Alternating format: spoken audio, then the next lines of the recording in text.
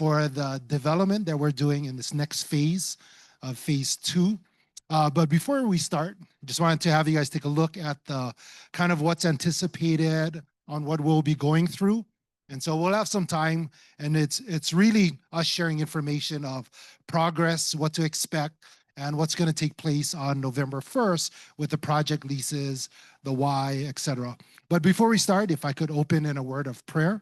So if you join me with Pule, let's pray. E Pule kako. E ke kua mana loa, mahalo for this beautiful day and for today's orientation for the Lanai Residence Lot Subdivision Phase 2B. We thank you for Governor Green, Mayor Bisson, Chair Watson, our DHHL commissioners, and everyone working hard to make this vision real. Bless this day of learning and sharing. Let wisdom flow, and may our hearts stay grounded in aloha and service. We lift up every beneficiary and their ohana here today, both in person and virtually. Pour out your favor for lot awards, for funding, and for the homes that will rise from this aina. We're grateful for the partnership of Pulama Lanai, the County of Maui, and the State of Hawaii coming together to make housing a reality for Lahui on Lanai. Continue to go before us, make a way, and let your presence rest on every step ahead. In your Son's mighty name, Yesu Christo, together we say, Amen. Thank you, guys. Want to take this time right now to actually introduce our staff. We usually don't do this, but we only get so much of us that was able to fly over. So I'm going to start off with Michael. Michael, if you could just, Michael is with our communication side. And then Juan, you're going to see him in a little while. He is with our Homestead services. Nancy is with our planning office. And then from our housing is Moana and Michelle. And then with that, I'm going to ask if Chair Watson can come up, and then he'll share a little bit welcome as well as some other things.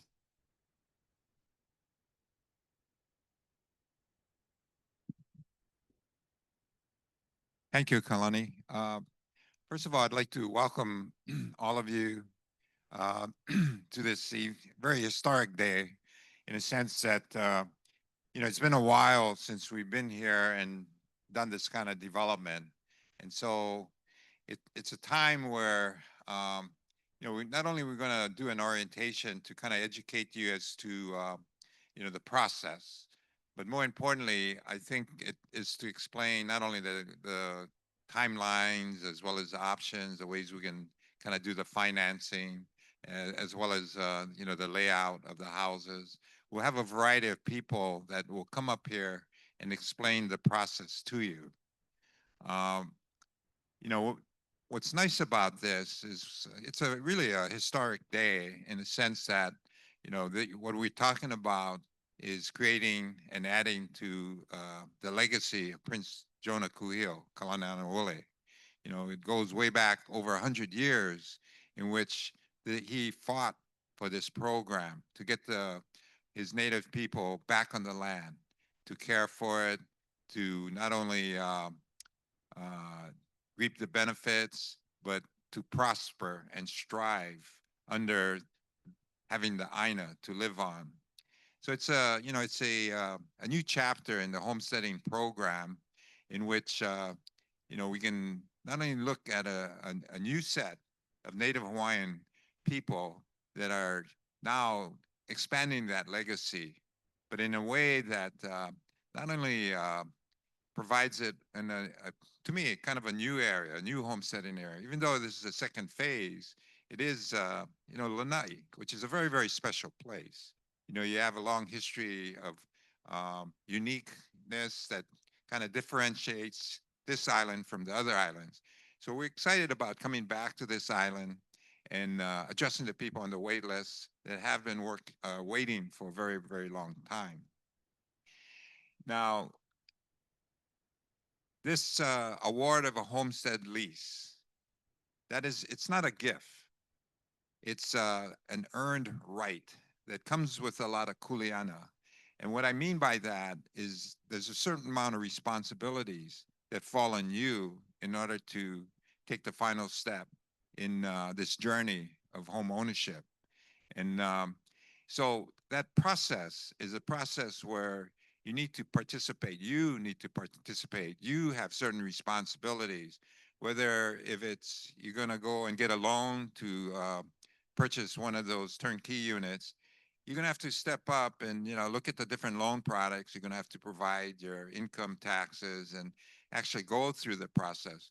Now, if you don't do that, you don't take on that kuleana and responsibility, and you don't get the loan, then unfortunately you will have failed to not only create a legacy for your family, but your family's future generation.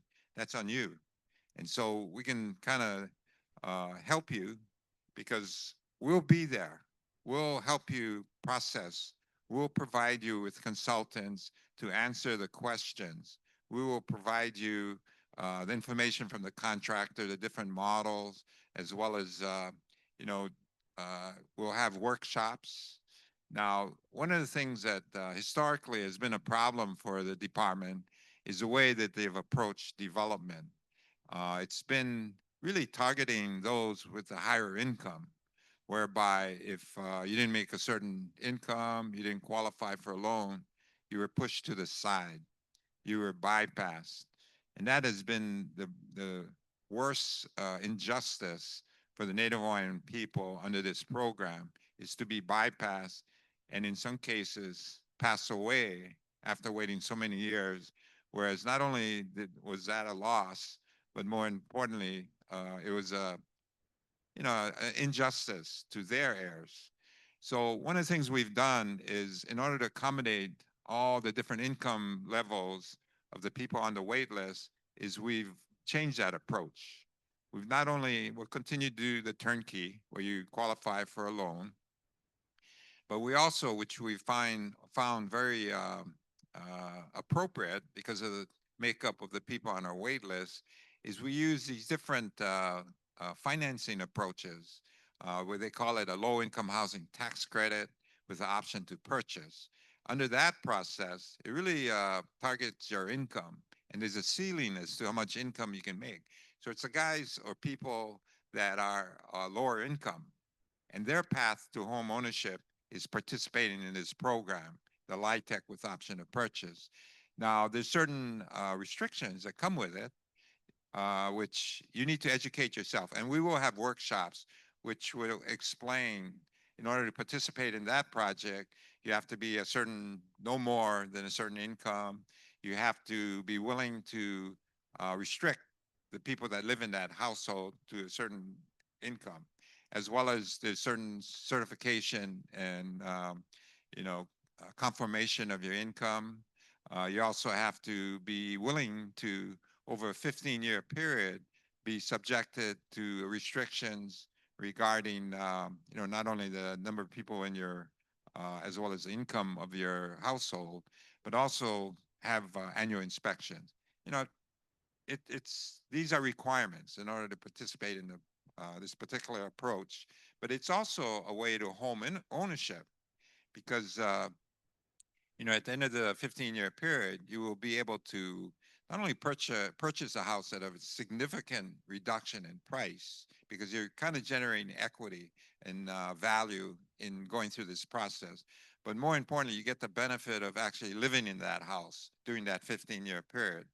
And one little change we've made from our old program under this particular approach is we now issue a lease up front. So should you pass away during that 15-year period, your heirs, and they can be 25%, will have the opportunity to succeed and inherit the house during that 15-year period, with the conversion at the end of that to actual home ownership, and transitioning into the balance of whatever the cost is for the purchase of that house. So it's a really unique approach. We also, as a third category, besides the turnkey and the LIHTC, we also have an owner builder, where we finish the lot. And if you have, somebody, or, the buddies with, the skills to actually build a house, you can do it on your own with certain guidelines and deadlines. The fourth approach, which it depends on whether we have enough participants, is a Habitat for Humanity, whereby you have your certain income, but you're willing to put in sweat equity to help build the house and thereby save on the cost of the purchase. And so that's another option. And so the whole intent there is, as we go through the wait list, we don't bypass anybody. Everybody is given an opportunity, depending on what category they fall into or willing to participate in, they'll get a house. The last thing I want to just kind of give you guys a heads up on is that we're going to those people that are interested in participating in this project uh, will not have to qualify for anything. If you're on the waiting list and you're next in line at the awards process, you just have to say, I want a house, and you will get a house without pre-qualifying for anything, and you will get a homestead lease, and then you'll go through the process of figuring out what category qualifying and all that. But up front, you will get a lease. The reason why we are doing it that way is that we've found that in a lot of times there's delays as well as in the situation of the LIHTC approach with the 15 years, people die. And when they die without having a homestead lease, the heirs get nothing, especially if they're 25% Hawaiian. So by doing this approach where we award you a project homestead lease up front, you are not only able to designate a homestead successor, but you're also able to identify a successor that's only 25% Hawaiian. Now, as a person on the application list, that process requires that if you want to give it to a successor, you're placed on the application wait list, you got to be 50% Hawaiian. And so we're changing that. Now we want to make awards up front so you can have that advantage, especially where you have a kid that's only 25% Hawaiian. Now, let me just end by saying that, as I mentioned, this kuleana, as I call it, and your responsibility is something that hopefully you will embrace and do it with uniformity, with commitment, as well as with the loa spirit, because we are here to work with you to provide you with the assistance to get to that level. And it's something that your ancestors had dreams of. Your kids will have hopes of the benefit of having a homestead, as well as their children. So we look forward to working with you and making this a reality for you. So please listen to what's going to be presented. We will be here to answer questions. It is a long process, gang. So you just got to persevere, stay committed, and we'll get you a home. Mahalo. Thank you, Chair. So just some facts wanted to share with you really quick. So it's been about, over the past 100 years, we've issued out about 10,000 leases, which means that it was about 100 per year that we've issued out. We're looking at actually really being aggressive on awarding roughly about 7,000 leases. Next slide, please. And so this is throughout the Pai'aina, throughout the state. We're going to be doing it on every island. And so we have about 28 projects that we've put into play with the 600 million that was appropriated back several years ago. Next slide, please. Let me just share a little bit about what's happening with project leases, what we're doing, et cetera. Next slide. So in Maui County alone, we have roughly about 270 million that we have allocated for projects that are happening throughout Maui County. So a combination of Lanai, Molokai, we got some. Maui, there's a lot. We have roughly about, and I'm looking at my team, probably about 1,200 leases I think we're going to go out with at the end of this year.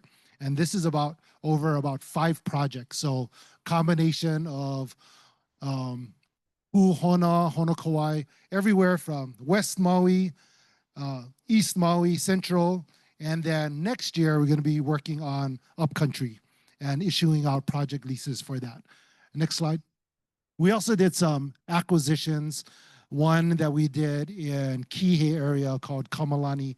It was something that, an area that Alexander and Baldwin, I think, built out, and we're finishing the project and putting in Homestead in that area. So as Chair had mentioned, we're starting off with project leases. I'll give you a quick example of kind of project lease financial assessments, financial literacy, and this bottom picture of what the developers do with that.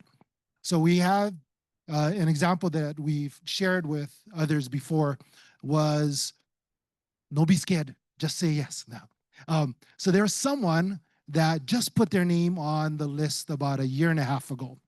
And her and her husband showed up at the orientation and was like, you know what, we're going to go kind of find out more information. Then they went to the selection and they said, you know what, we're just here. We're not sure if our name's going to come up. We're so far on the bottom. And their name came up.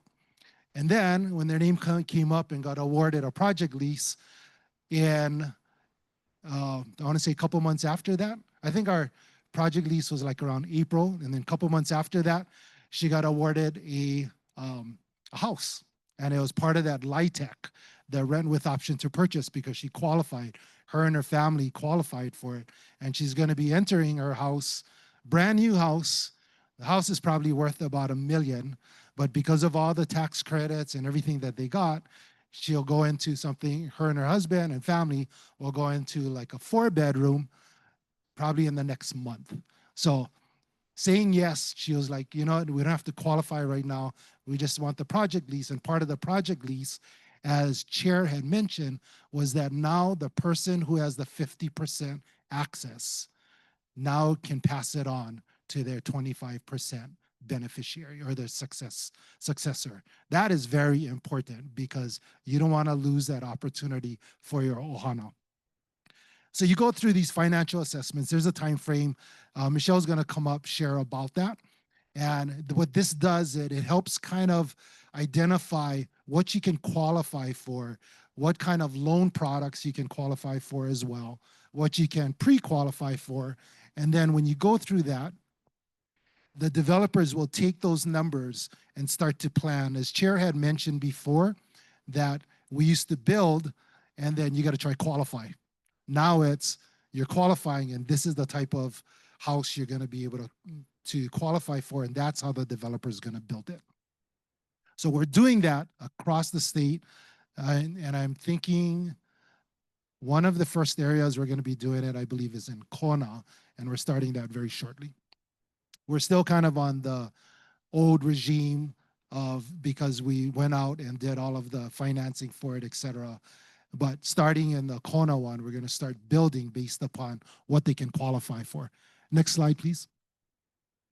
Chair had mentioned as well, many options. And one of the things we are very mindful of is providing options for our beneficiaries.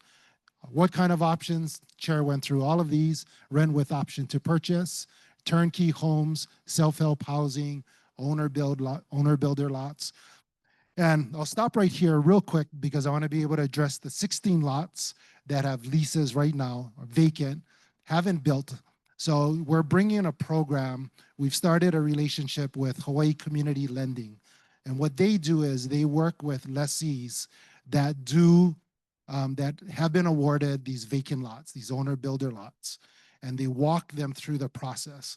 What can you qualify for? What kind of loans make sense? And then from there, identifying the contractor who's going to build it. The beauty of it now is because we have, and I'll share it with you later, is that because all of these projects are coming, we can mobilize the contractors that are here now and be able to work with them to put up these 16 houses. So there's hope, there's options, and we want to be able to provide these options and resources for you. Next slide. This is a couple of testimonies of families that have been awarded or that have qualified for NAHASDA funding. NAHASDA is a special funding that we're able to administer that we get as kind of this native funding that we get from the federal government, but we can administer it through Hawaiian Homes for beneficiaries. And an example is here, but another example is just recently at Puhona in Maui, where there was a kupuna She was on the list for about 38 years. She was like, you know what? I don't think I can afford anymore. I'm going to move to Arizona. She moved to Arizona 2022. And then she got one letter. When did we send out the letter? Last year. Last year, she sent the letter, got a letter, and was like, hey, honey, I think we should go home and check this out. So they went home, and she was also, how many of you guys know about the Kalima case? So she was actually a recipient of that Kalima monies. And she was like, honey, if we can afford, then let's go. So she went, got home, got this, and she tried to put in for Nahazda.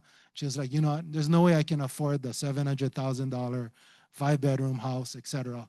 And then they put her through the Nahazda program, 1% interest.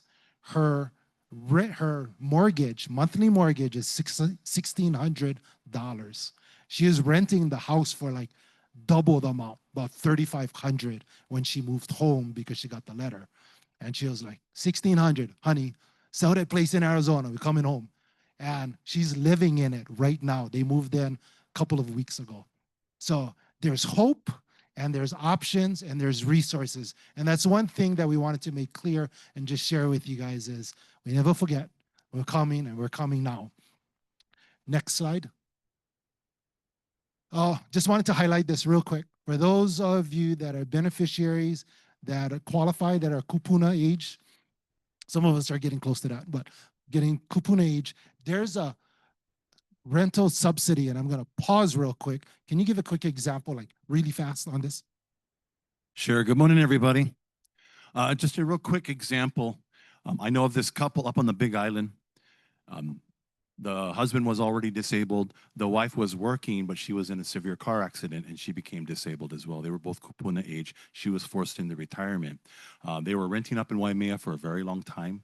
At that point in time, they couldn't make their rent. So they worked through the Council for Native Hawaiian Advancement, who was helping us administer this assistance, and they were able to qualify for the subsidy. They were able to stay in their home in Waimea for a full year. It was subsidized. They had to pay a portion of it, but the rest of it was subsidized by this program, and they actually renewed for a second year.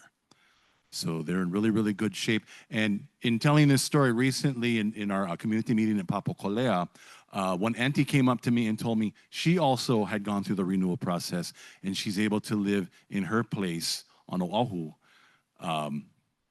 through this program. So it's a great kupuna program. If you know of any kupuna who needs some assistance with their rental right now, please get them in contact with Council for Native Hawaiian Advancement, and they should be able to go through those processes. Mahalo.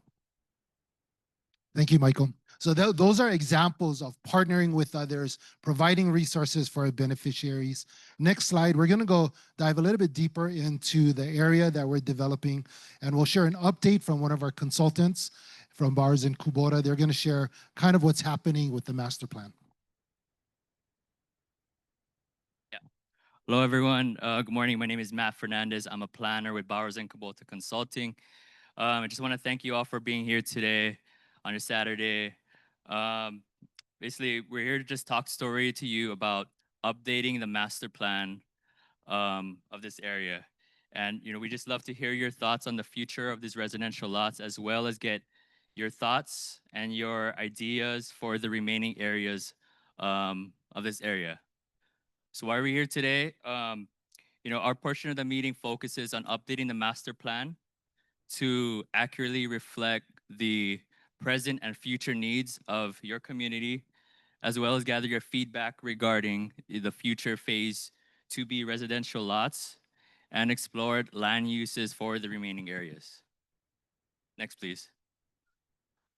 So where are we in the process right now?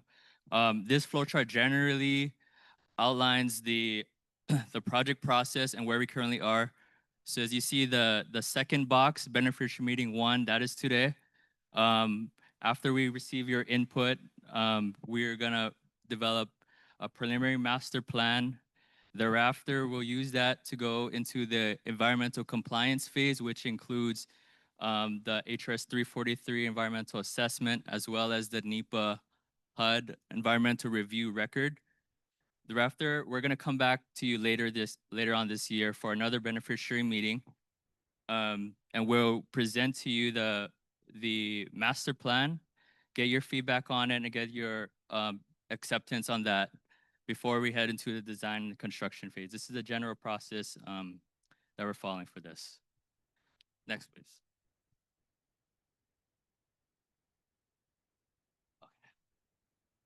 So this slide gives a quick look at the DHHL lands on Lanai, covering about 50 acres. As you can see around it, some of the neighboring lands are owned mostly by the county, which totals about 115 acres. And I'd like to mention that phase 2B is the last major phase before this area is fully developed. Next slide, please. Oh, wow. Okay. So this area outlined in red on the map is the current master plan for the phase 2B, and which totals to about 33 acres or so. And what you're seeing here is just one option for how your community could be laid out. It's right now has about 79 residential lots with a 5-acre community space on the southwest. Yep, that area right there. 5-acre space set aside for community use.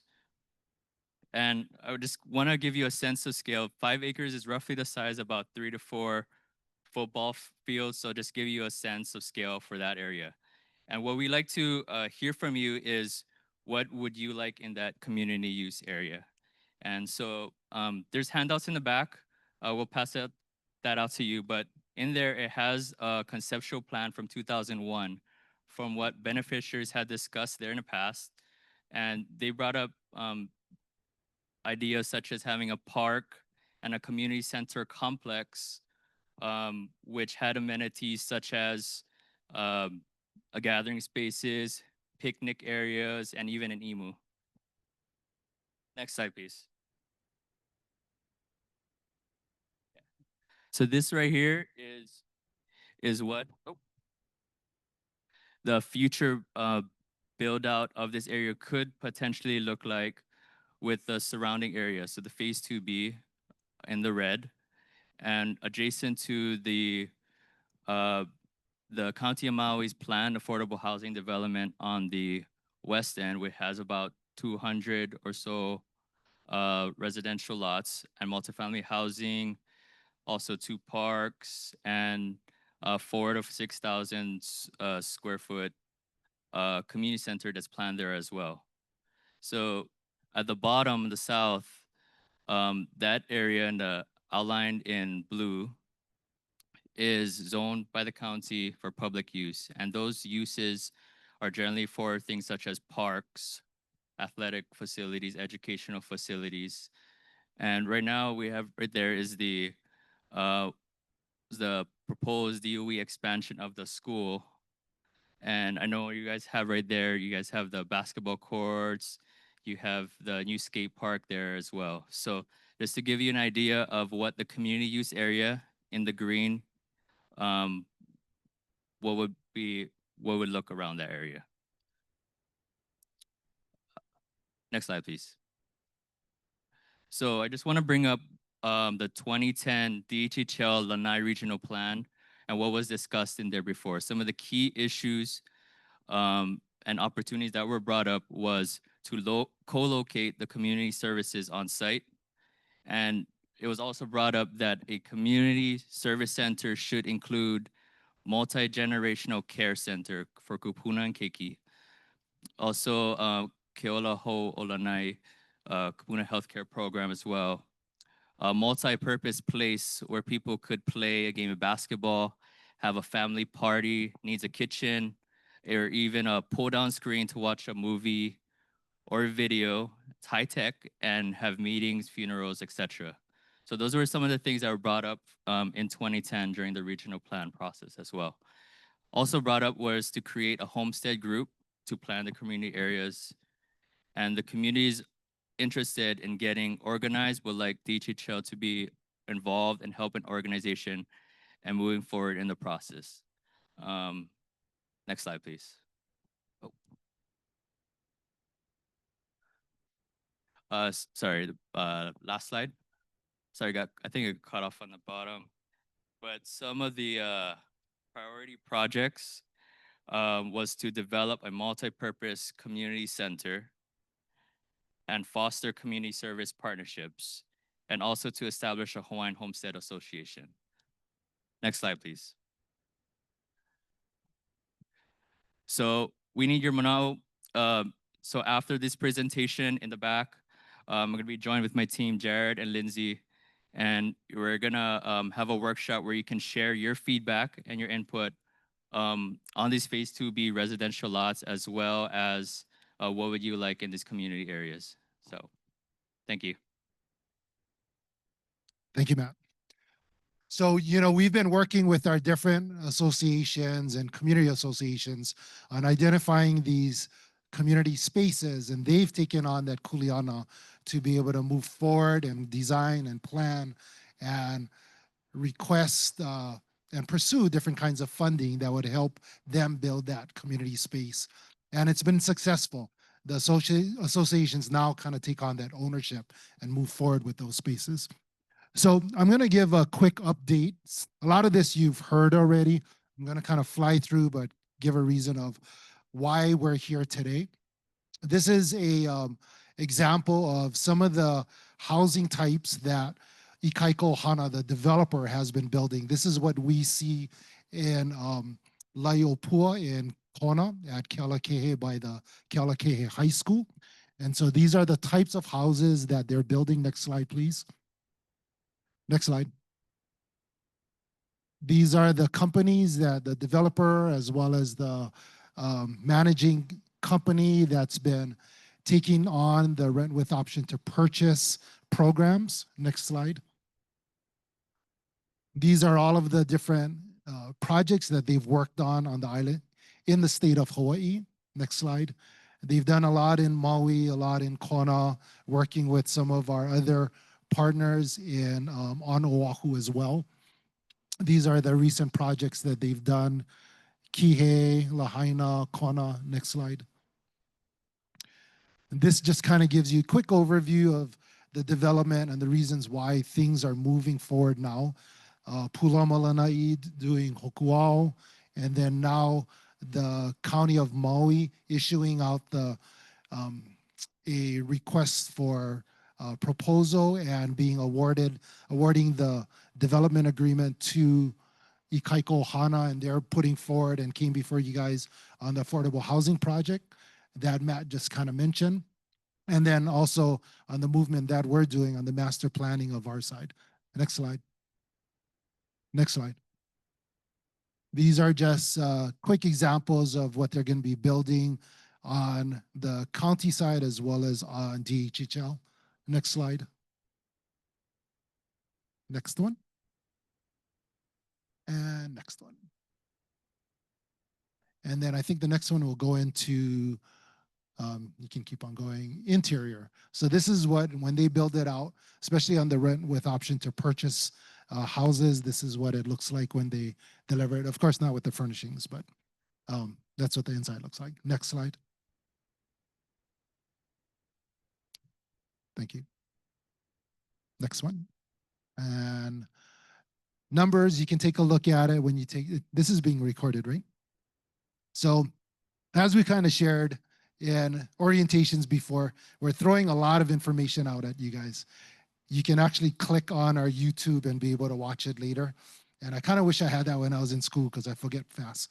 And if I could rewatch things again, that would help me. But this will help you kind of go through a lot of the data and things that we shared in our presentation today. This one just kind of gives you opportunities of where you fall in the income level, what you can qualify for, and what you'll afford. Next slide. This is an estimated timeline specifically for the county one. We're going to be running fairly adjacent, but not as close to it. So they're starting work in this year with full completion by the end of 2028. Next slide. Chair had mentioned to you guys some of the LIHTC program or the low-income housing tax credit. That just provides, it's a tool for us to be able to utilize so we can finance and be able to find out ways to bring our costs down. Next slide. I'll leave it up here. You can, it's hard to read, but you can go through. This is more for you guys to review afterwards. I'll kind of highlight a couple of things. One of the things that Sharon brought up was affordable purchase price. So the concern really is those that are qualifying into these different rental housing approaches or options. At the end of 15 years, they have an opportunity to purchase at an affordable housing price. What they qualified for is that category that they're going to purchase it for. For example, there's families that have been paying $600 per month. Sometimes it's $1,200, just depends where you fall. But at the end of 15 years, it has to be something that you qualify for. And so the management company, as well as those that are walking with them, help them not only be able to help with their credit, but also help build up that wealth. So at the end of the 15 years, you can actually purchase it at this affordable purchase price. Next slide, please. So one of the reasons why is it viable now? There's a lot of momentum, there's a lot of resources, and we know that when we try to do things on our own, it gets really expensive. So we're trying to leverage the work that's being done, that was done by Pulama on some of the infrastructure work that they've done. They've done also being able to find out the possibilities of affordable housing. Now with the county moving forward, we've been fortunate that the county council has allowed for a portion of the GT to come towards Hawaiian Homes for the purpose of building up our projects. And so we've collected and accrued about 22 million so far. We're using it across the county on different projects. And one of the big projects that we're going to be working on is here in Lanai. So we're partnering with the county on shared infrastructure. They got to be able to pool access to water, access to wastewater, and come through our property to do that. So if we do it together, it'll bring the costs down to build the infrastructure. And that's why is it viable now? Because all of these things are in place. And one of the other things too is Ikaika Ohana, since we've worked with them before, we know their quality, their process, who they are. And so we're able to directly contract them and work with them since they're working on the county's project. Next slide. Another set of reasons why, and it just gives that we're really aggressively pushing forward all of our projects and where we can find opportunities to partner with others, other agencies, be able to utilize some of their funding as well. It's really key for us. And then for the island of Lanai, it was so important for us to jump on this opportunity now and not to forget the 16 lessees that have been awarded their leases a couple of years ago. We want to be able to provide the resources for them and walk them through the process so they can actually occupy a house, occupy someplace that they've been awarded. Next slide. And I'm going to close with this and I'm going to pass it to Juan after that. One of the things that Prince Kuhio mentioned was it takes a village. It requires all of us to come together and be able to put our hands together in order for us to make this work.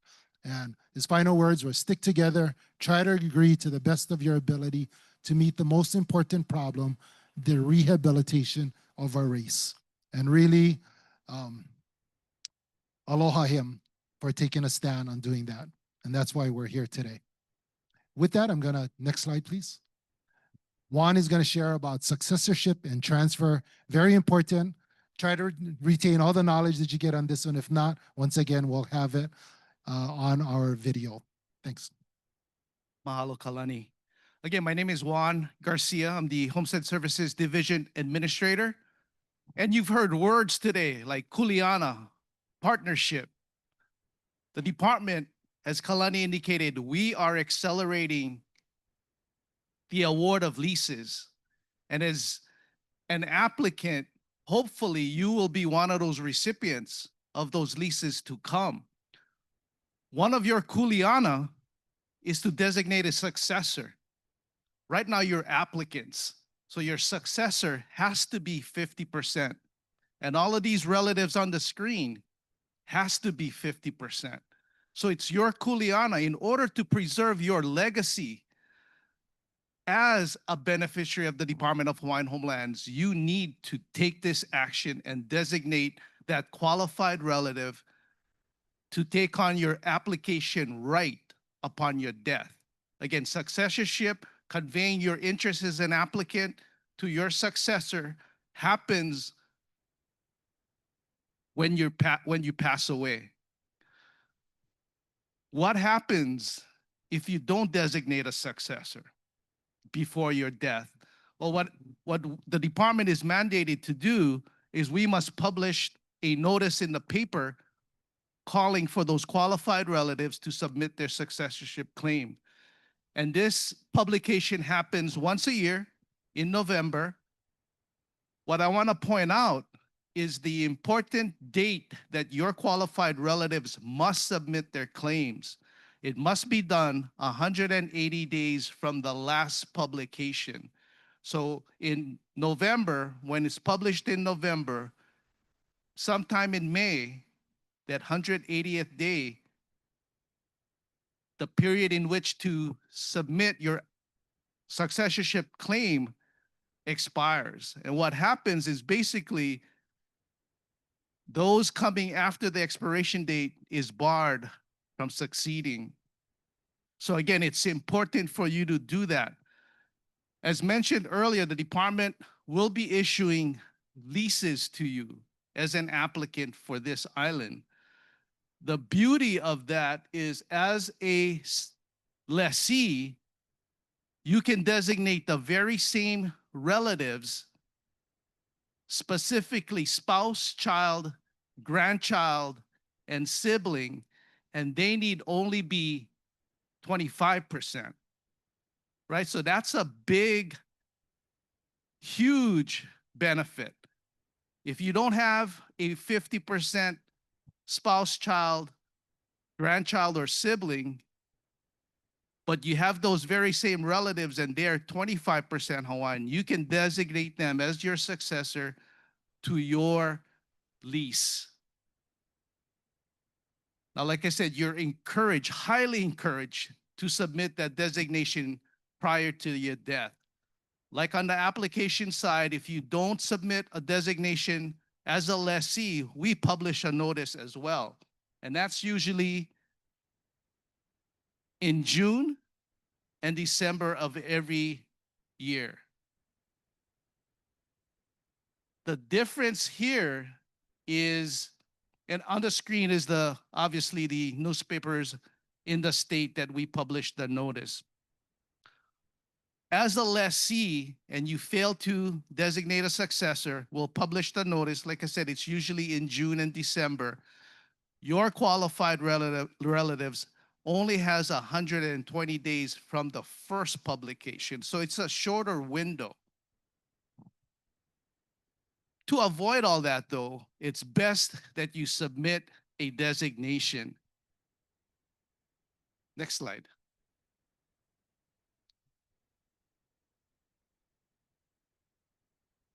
Things to remember: you're the beneficiary. It's your decision who you designate. It's your choice.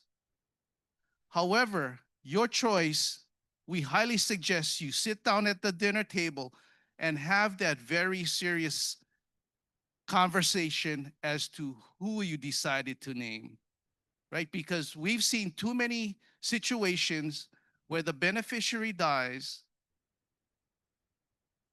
and the successor ends up being a person that nobody expected and never knew that mom designated that child or granddaughter. And it creates pilikia in the family. So have that open discussion. Let your family know the reason why you selected this grandchild over this child, or whatever the case may be. I know you don't have a district office here. This is the only island that we have a subdivision with lessees, which we don't have a district office. Our Maui office is the office that services you, but we're converting to um, more the 21st century where you can go online and designate your successor. But also you can email us if you go to the website. There's a um, email address that you can contact our office. After the meeting, I'll be available if you have any questions. Again, successorship is very confidential. So during the question and answer portion of the meeting, come to me and we'll try to provide you as much information as we can. Again, mahalo. So good morning. Again, Michelle Hitzman. I'm with the Housing Project Branch, and I have Moana Freitas here with us today. She's the lead on this particular project. So I'm going to go over just kind of recap, right? What is the department offering and what is the process? If you're interested in this opportunity, what is the process to get to that selection date? And again, if you're not interested, then we can kind of share with that with you also. So what are we offering? We're offering an opportunity to obtain a project lease here on the island of Lanai. And what is a project lease? I think you've heard Chair Watson share some information as well as Kalani. It's a paper lease, right? So it's not attached to a lot. There is no home yet, right? That is for future development. But one of the greatest benefits of having this project lease, this paper lease, is the ability to transfer or designate your 25% successor, right? So again, paper lease, ability to transfer and designate your successor. You also have the time, right? You've heard the different type of home products that we will be offering. This opportunity gives you the time to work with our service provider. In this case, it'll be Hawaiian Community Assets. You work with them, you can get your financials in order. If you do decide to transfer that lease, then HCA can work with the transferee, right? So it's not you, they can actually work with your child, your grandchild to prepare them for the homes that will be coming up in the future. And again, we just wanted to share November 1st, it is a paper lease. There will be no lots or homes at that particular selection. So what do you need to do to participate in this offer? It's simply submit that response form that you got in your letter. In the offer letter, I can't even remember. We're doing so many offers, I can't quite remember what color that. It was light blue. So all you need to do is submit that light blue response form. And this particular offer, this is, as Juan shared, we're kind of migrating to more of electronic. We're using Salesforce.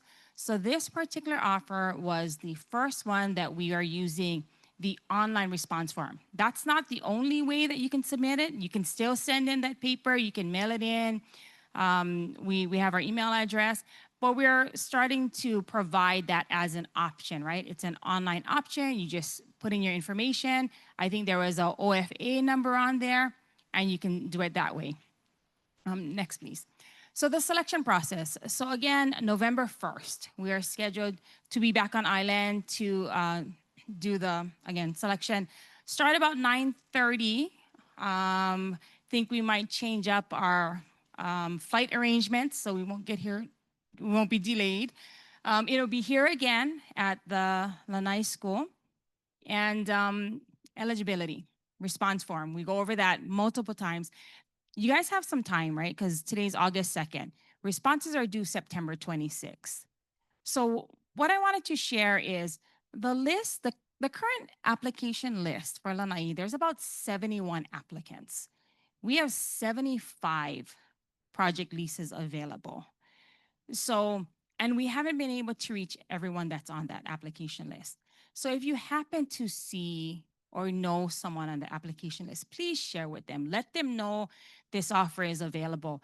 You know, give them the information, give them our contact information. They can check out our website.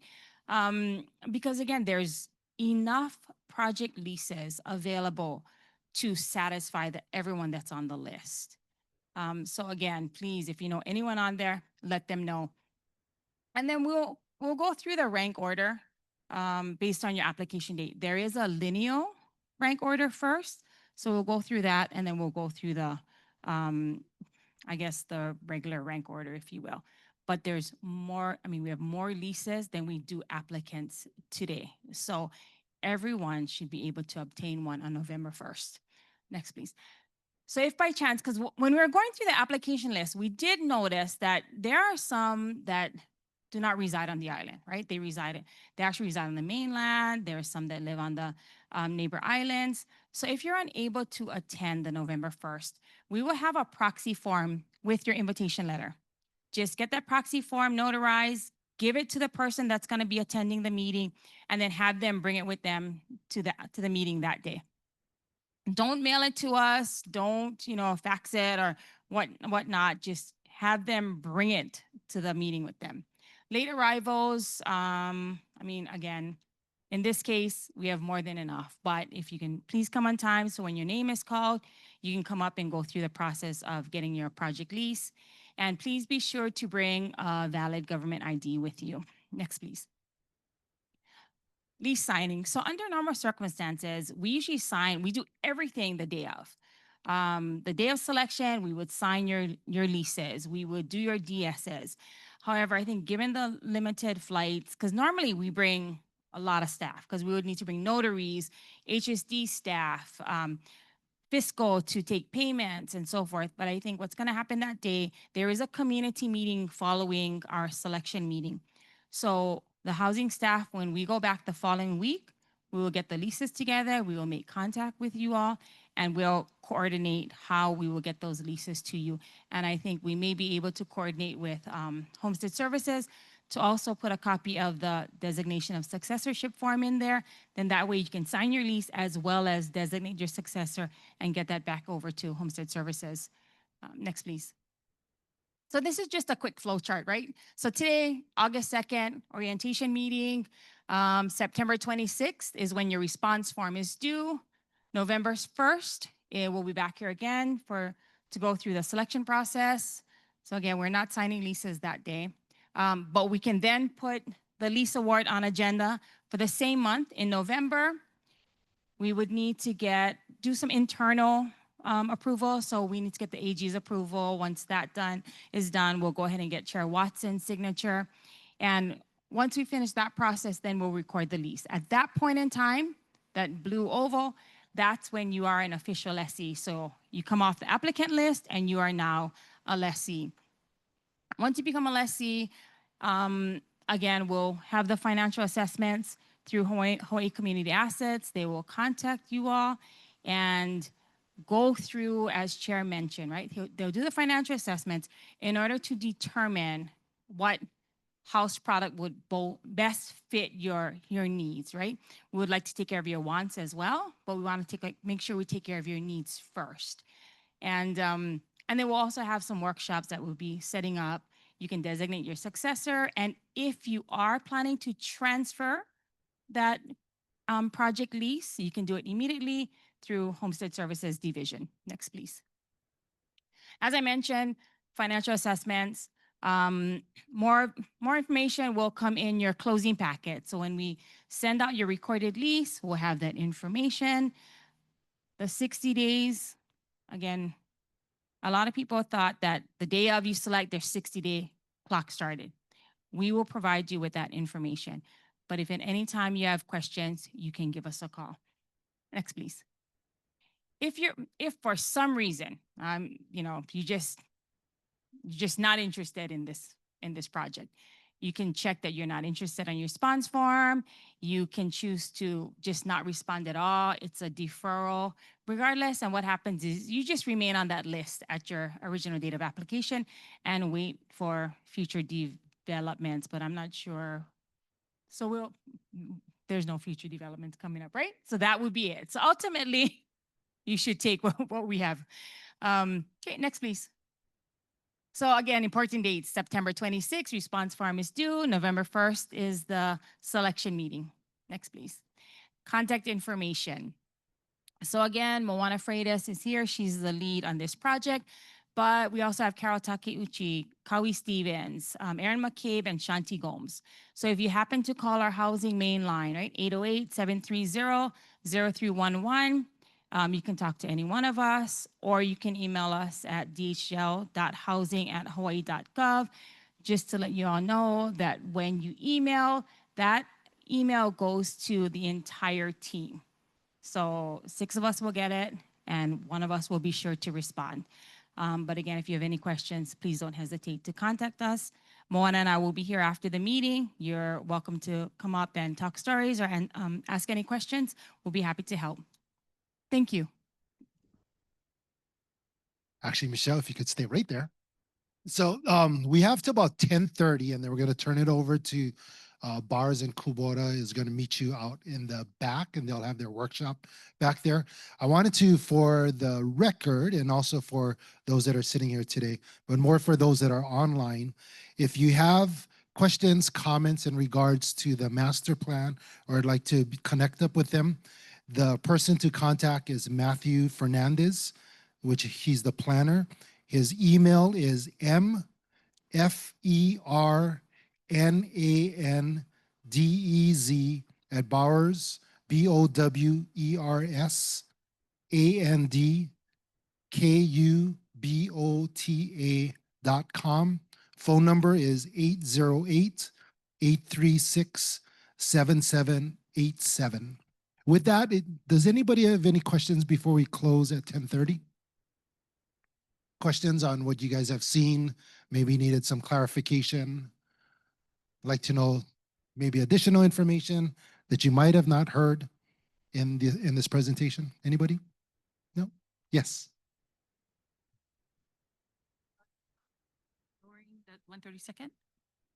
Oh, okay. So she had asked, is there any updates on the blood quantum 132nd? So understand that back in when it was created back in 2021, it was 50%.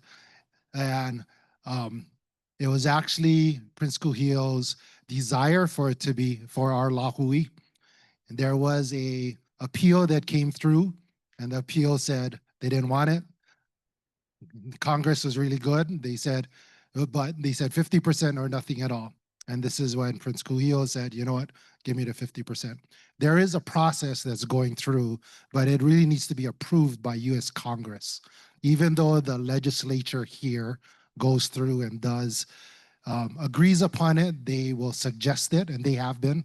And we've also been doing it from a department side, but it really comes from the approval of US Congress. Juan, did you have anything additional to?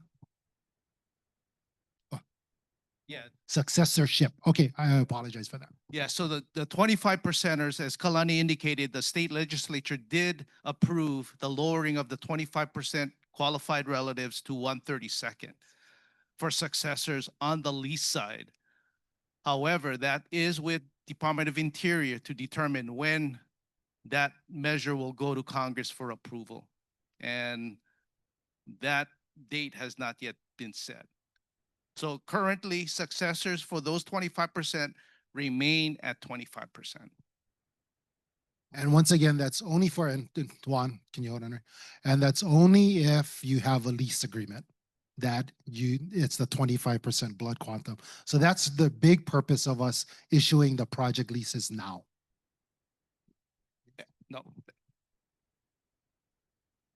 Yes. What is the average size lot? I'm going to answer that, but you can find out more information at the workshop. What's the average size lot? But similar to what's already in the phase 1. 7.5? 10? Okay. 2 football fields. Nah, just kidding. Anybody else? Encourage you guys, please engage Bars and Kubota back there, as well as our planner on the master plan, especially in regards to the public space. There's things that they're doing, research that they're doing, et cetera, and studies to understand what those grounds are, as well as what's going to take place and what can be developed on that side. Chair? I'd like to thank staff for the presentation, but I'd like to also kind of end this thing with, not end, but move on to the next phase. But I really want to encourage you folks that are here today. We got a lot of people that are not here today. And I would hate to have a situation where just because we didn't have the right address, we missed them. Guys that have been waiting 15 years or whatever and miss this opportunity to get a home ownership. So I really implore you folks to talk with us if you know who these people are, as to how we could contact them, either phone number or email or whatever, because we really want to, get the people on the wait list service in the ward. And I would really, that's what the Kalima case was, the mismanagement by the department in making awards, not in a timely fashion. But again, if those individuals are not contacted, which they technically have the obligation to, if there is a change in address, to let us know. But I don't want to make that an excuse for their failure to get an award. So, especially, I'm sure a lot of you probably know the people on the wait list that are not here today. So if you do have an opportunity, write it on a paper or whatever as to how we could contact them, and we'll use that so they can meet that September date to express an interest and then hopefully get an award in November. And I just want to leave it with that. I also want to add that one of the things we're looking at, and I talked to one of the applicants here today about the idea of their children that are not necessarily on the wait list, and that are, in this case, they would have to be 50% Hawaiian, but submitting an application right now as to an interest in getting a homestead lease in this project. And if we can process it in a timely fashion where they too could maybe choose a lot, then that'd be great. Because I think we are going to have trouble in selling all these units, as well as getting the participation that we want. And we do want to get as many people awarded that are either from this island or have a desire. So I'd also say, if you know other Native Hawaiian families that may be on a different wait list, let them know about this project too, because we anticipate not having the 75 participants. So we're going to have to look for additional participants. So those on the outer islands that may want to come and move here and participate, they might have an opportunity. So let them know and have them contact us also. Thank you very much. Thank you, Chair. So in closing, just wanted to tack on a quick example, and I'm the example. It is my dad was on the wait list, is on the wait list. He passed away. His successor is my sister. She never changed the address. Hers one still says Makali and she lives in Arizona. I said, sis, you got to change it, because when you turn in that death certificate, there's a time frame. And you guys seen that. If you miss the time frame, there goes daddy's chance. And that chance was for my son to be able to take on grandpa's successorship, because he's 50%. But if you don't update your information, you're gonna miss everything. And we've been getting a lot of these letters bouncing back to us. So just remind your ohana, make sure you guys update, call, check, find out, and update your address. And of course, I got criticized for it because I didn't do all that stuff, and I work at the department. So I hear it all the time. So finally, we're moving on it. So once again, just update your information. Lastly, before we close, Bars and Kubota, our consultants, have provided water as well as manapua in the back. Please grab some, as well as go and visit with them. They're going to go through workshop, be able to really listen and find out different types of information of what you'd like to see in these public spaces. Mahalo for joining us here in person as well as online. We have contact information. Please visit our YouTube to be able to go over what we've shared with you today. If any further questions, Michelle and her team will be available as well. Mahalo. Thank you. See you guys in November 1st.